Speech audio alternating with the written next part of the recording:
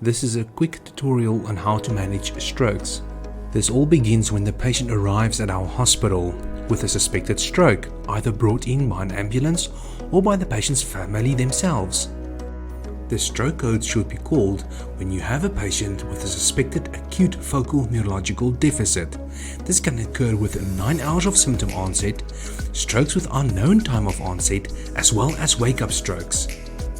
As you have your patient that arrives in the emergency department with a suspected stroke, you first have to identify the stroke with an appropriate stroke scale.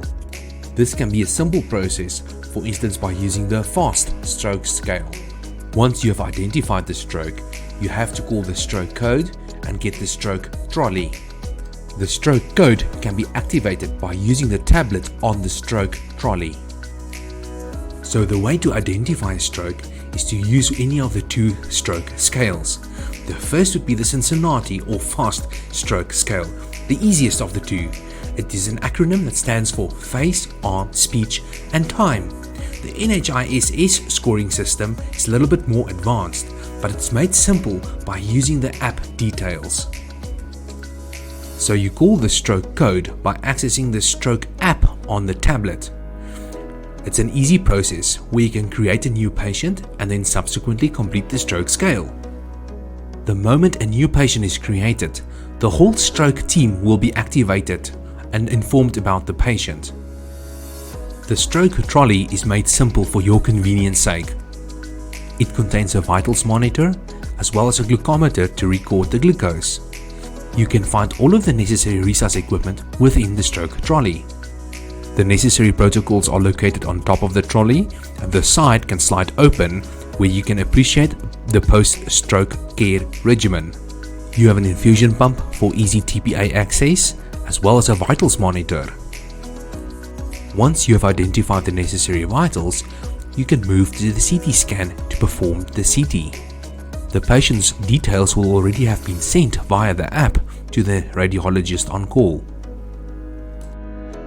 Once the CT scan has been done, it is now possible to rule out the contraindications to give the TPA. One of the most important aspects of this step is to exclude an intracerebral bleed.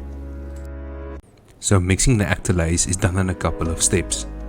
First, you have to reconstitute it immediately before administration, as well as to remove the protective cap from the two vials. One of the most important steps is to place the transfer cannula into the water for injection vial. You can now hold this water for injection vial and transfer the cannula into the powdered ampule. The two ampules should then be inverted to allow the water for injection to drain into the powdered substance. The required amount can then be removed using a needle and syringe.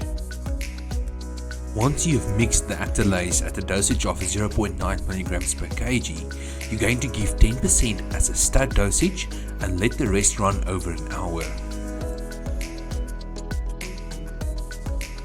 Once the actylase has been infused, the post-care checklist should be started. This checklist can be accessed by pulling out the side of the stroke trolley. By providing this service, you're not only just giving the standard of care, you're also providing an invaluable service to your patients and the community.